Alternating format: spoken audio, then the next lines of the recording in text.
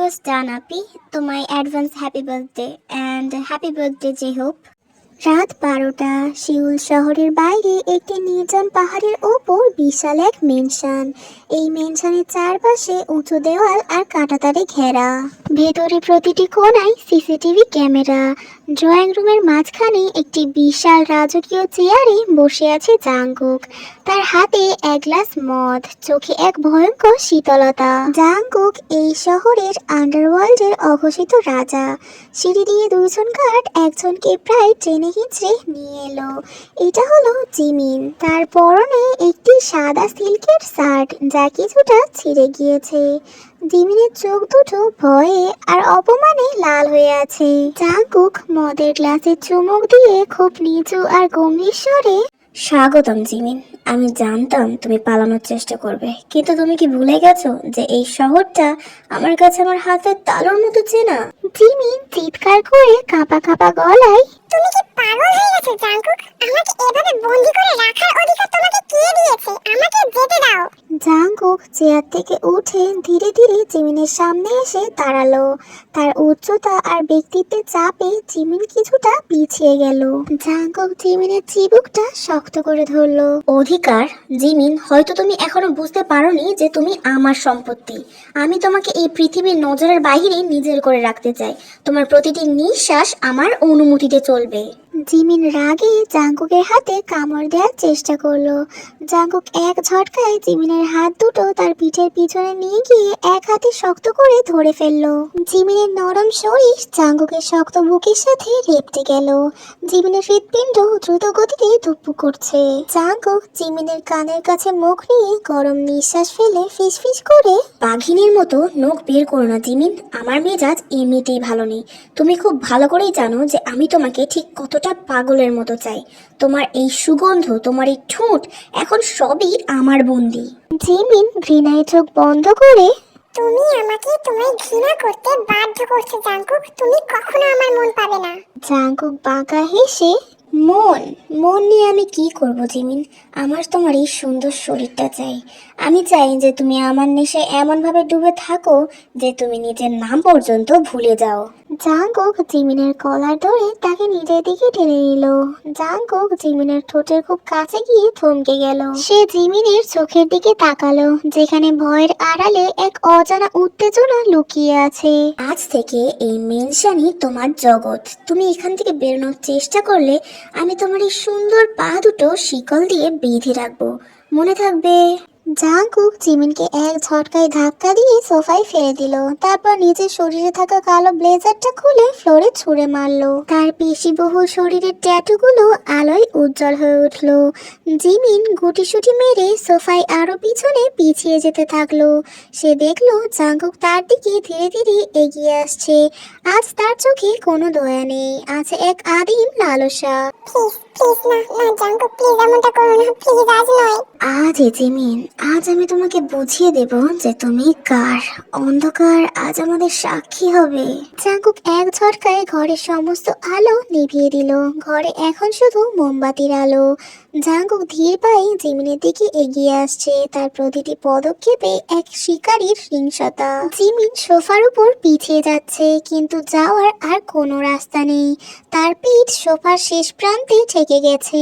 Jungkook জিমিনের উপর ঝুঁকে পড়ে তার দুপাশে হাত দিয়ে জিমিনকে আটকে ফেললো। পালাচ্ছ কেন জিমিন? তুমি তো খুব ভালো করেই জানো যে এই খাঁচার চাবিকাঠি শুধুমাত্র আমার কাছে আছে। তুমি যত দূরে চলে যাবে আমি তোমাকে ঠিক ততটাই জোরে নিজের কাছে টেনে নেব। জিমিনের নিঃশ্বাস দ্রুত হয়ে আসছে। জাংকুকের চোখের দিকে সে তাকাতে পারছে না। জাংকুক, এটা ভালোবাসা নয়, এটা পাগলামি। তুমি আমাকে নিঃশ্বাস নিতে দিচ্ছ না।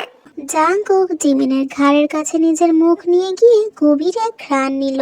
ভালোবাসা? ভালোবাসা খুবই সস্তা একটা শব্দ জিমিন। এটা তার চেয়েও গভীর। এটা হলো তোমাকে নিজের করে পাওয়ার নেশা। তোমার প্রতিটা কাঁপুনি, তোমার এই ভয়, এগুলোই তো আমাকে তোমার প্রতি আরো বেশি উত্তেজিত করে। জাঙ্কুক জিমিনের ঠোঁটের উপর নিজের বৃদ্ধাঙ্গুলি চেপে ধরলো। জিমিন মুখ সরিয়ে নিতে চাইলো, কিন্তু জাঙ্কুক তার অন্য হাত দিয়ে জিমিনের চুলের মুঠি চেপে ধরলো। জাঙ্কুকের স্পর্শ জিমিনের শরীরে বিদ্যুতের মতো খেলে গেল। ঘৃণার সাথে সাথে জিমিন এক অদ্ভুত আদিম টান অনুভব করছে, যা সে নিজেও অস্বীকার করতে পারছে না।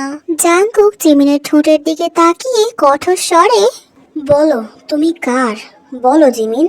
জিমিন দাঁতে দাঁত চেপে, আমি কারো নই, আমি আমার নিজের। জাঙ্কুক বাঁকা হেসে জিমিনের কানের লড়িতে কামড় বসালো। ভুল উত্তর। জাঙ্কুক জিমিনের শার্টের উপরের বোতামগুলো ছিঁড়ে ফেললো। আজ রাতে আমি তোমার শরীরে নিজের চিহ্ন এমন ভাবে এঁকে দেব যে কালকে সকালে আয়নার সামনে দাঁড়ালে তুমি শুধু আমাকেই দেখতে পাবে। জাঙ্কুক জিমিনকে এক ঝটকায় পাজাকোলা করে তুলে নিয়ে তার বিশাল বিছানায় আছড়ে ফেললো। জিমিন পালানোর চেষ্টা করার আগেই জাঙ্কুক তার উপরে চেপে বসলো। জিমিনের দুই হাত জাঙ্কুক বিছানার সাথে শক্ত করে চেপে ধরলো।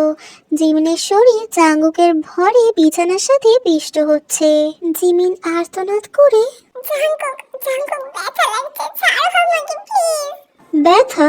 ব্যথা তো সবে শুরু জিমিন। এই ব্যথাগুলোই তো তোমাকে মনে করিয়ে দেবে যে তুমি জীবিত আছো আর তুমি আমার কাছে বন্দি। জাঙ্কুক জিমিনের গলায় নিজের মুখ ডুবিয়ে দিল।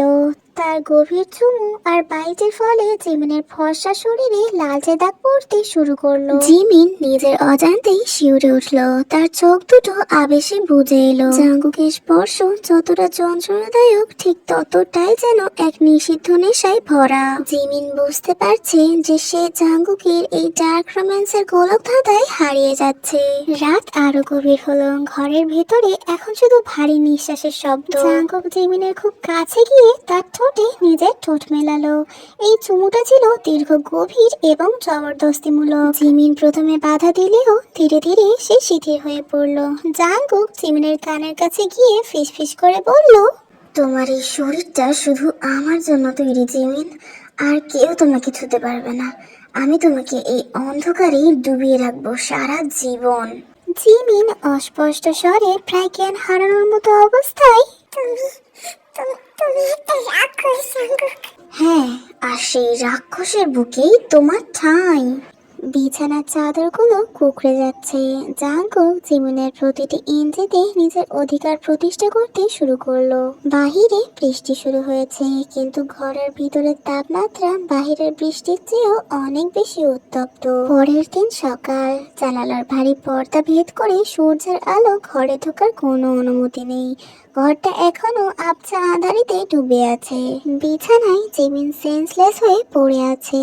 তার সুন্দর ফর্সা দুধে আলতা শরীরে জাঙ্কুকের দেওয়া সেই কালচে দাগগুলো ভোরের আলোতে স্পষ্ট ফুটে উঠছে। ঠিক তখনই জাঙ্কুক ঘরে ঢুকলো। তার পরনে একটা ডার্ক ব্ল্যাক স্যুট আর হাতে এক কাপ ব্ল্যাক কফি। জাঙ্কুক ধীর পায়ে জিমিনের দিকে এগিয়ে এলো। জিমিনের নিস্তেজ শরীর এখনো বিছানার সাথে লেপ্টে আছে। তার শরীরের রক্তে বিছানা এখনো লাল হয়ে ভিজে আছে। জাঙ্কুক জিমিনের পাশে এসে বসলো। তারপর জিমিনকে দেখতে থাকলো। জিমিনের এই অপূর্ব সৌন্দর্যে জাঙ্কুক মুগ্ধ। জাঙ্কুক জিমিনের ঠোঁটের দিকে লক্ষ্য করলো, যেখানে গত রাতে তার কামড়ের ফলে কিছুটা কেটে গিয়েছিল। সে তার বৃদ্ধাঙ্গুলি দিয়ে ক্ষতটাতে আলতো করে হাত বুলিয়ে দিল। জাঙ্কুকের স্পর্শে জিমিনের জ্ঞান ফিরল এবং সে ধীরে ধীরে চোখ খুলল। তার চোখ দুটো রক্তিম এবং ভারী। শরীর নাড়ানোর চেষ্টা করতেই সে যন্ত্রণায় কুঁকড়ে গেল, তবে পরক্ষণেই সে স্তব্ধ হয়ে গেল। তার ডান পায়ে একটি পাতলা কিন্তু মজবুত সোনার শিকল বাঁধা, যা বিছানার পায়ার সাথে বাঁধা আছে। সে একটু নড়াচড়া করতেই সেটা ঝনঝন শব্দ হচ্ছে। জিমিন চিৎকার করে, জাঙ্কুক, এ কি করেছো তুমি? আমাকে শিকল দিয়ে কেন বেঁধে রেখেছো? আমি কি কোনো জানোয়ার? জাঙ্কুক শিকলে আলতো করে চুমু খেয়ে শান্ত স্বরে, বলেছিলাম না জিমিন, যদি তুমি পালানোর চেষ্টা করো তবে আমি তোমাকে বেঁধে রাখবো। এই শিকলটা সোনা দিয়ে বানানো, একদম তোমার গায়ের রঙের মতো সুন্দর। এটা তোমাকে মনে করাবে যে তুমি আমার সীমানার বাহিরে যেতে পারবে না।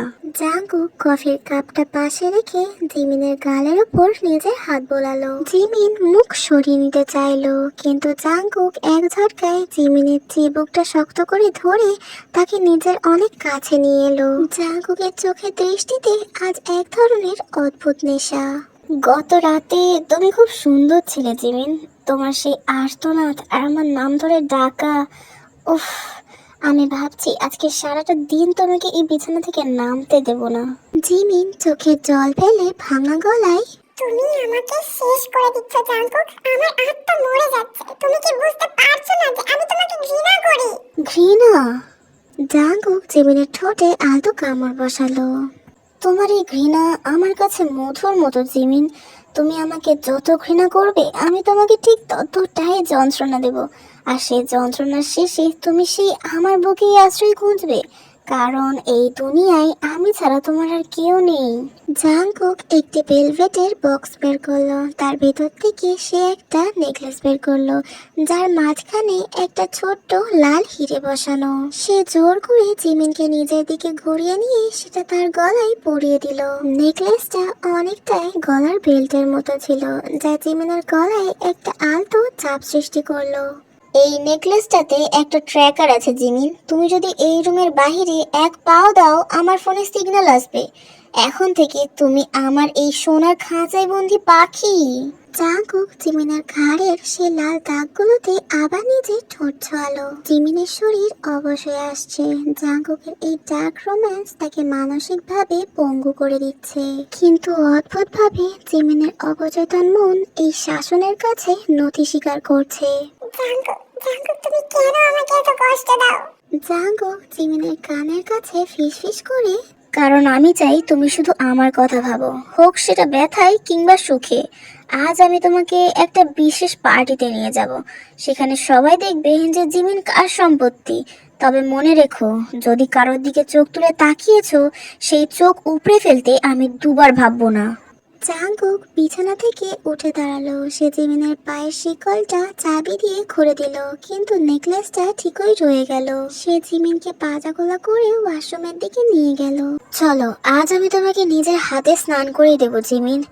আমার এই পুতুলকে আজ পৃথিবীর সব থেকে সুন্দর সাজে সাজতে হবে। জিমিন জাঙ্কুকের গলার কাছে নিজের মুখ লুকিয়ে ফুঁপিয়ে কেঁদে উঠল। জাঙ্কুক তাকে আরো শক্ত করে জাপটে ধরলো।